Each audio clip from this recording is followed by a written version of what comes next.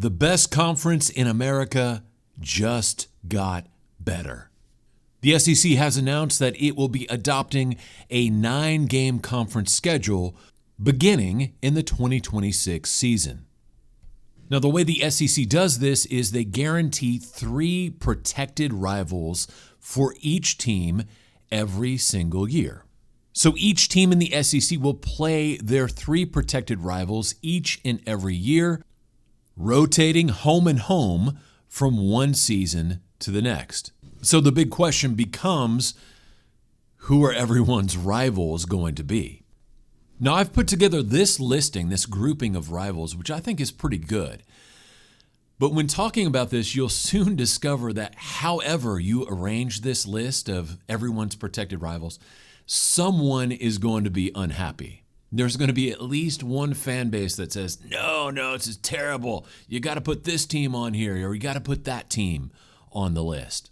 And so I was thinking, okay, understanding that reality, that no matter how you draw this up, at least one fan base is going to be unhappy. How do we address that situation? And so I came up with the idea of flex scheduling.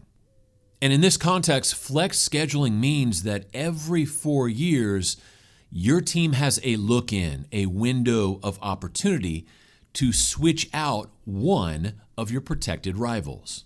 So in this example, let's say that after 4 years of playing annually, Tennessee and Florida both say, hey, you know what? It's been nice, but we want to try something else.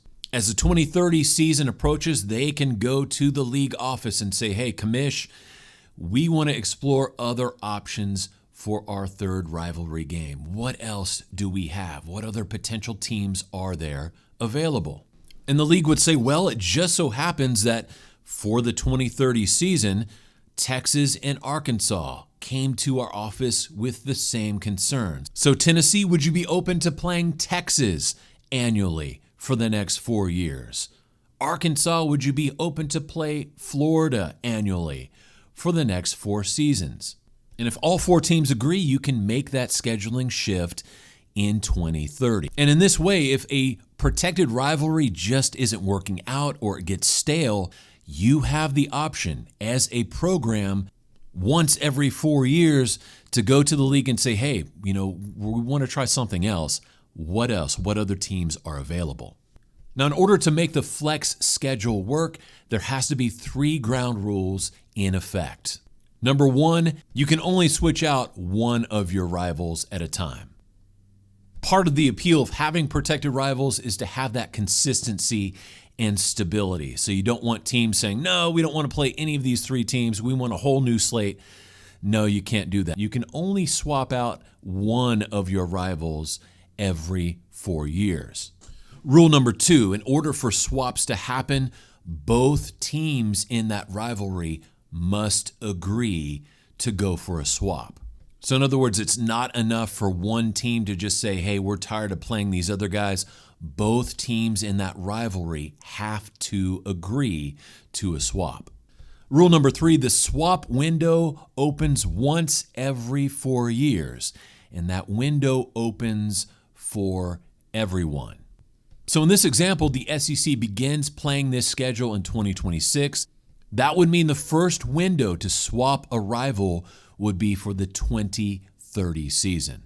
So the 2030 season would see an opening. If teams desired to switch out one of their rivals, they could do so starting that season. And then you would have another 4-year cycle where everything is locked in. And the next window of opportunity for a rival swap would be the 2034 season. And this is a win-win situation because with the 3 protected rivalries, you have stability, you have consistency. But with the option to flex out one of those rivals every 4 years, you leave the door open to develop something new. Because you never know, perhaps when you're playing those other teams, those remaining teams in the conference, something really big kicks off. You discover a brand new rivalry. And if that's the case, this flex schedule allows the league and those teams to take advantage of that new momentum. Now, personally, I think this is a great format right here as far as protected rivalries. But however you draw it up, The most important thing is allowing that flexibility for swapping out rivals once every 4 years. Because not only do you keep things fresh from a scheduling perspective, with that flex, you can also make all the schools a lot happier in the long run. Now, in my opinion, that is a wonderful arrangement for this 3-6 schedule that's coming up in 2026. As always, though, I'd love to hear what you have to say about this subject. First and foremost, of course, what do you think of that rivalry list I have designed? But number two, what are your thoughts on the flex? Do you think it's a good idea?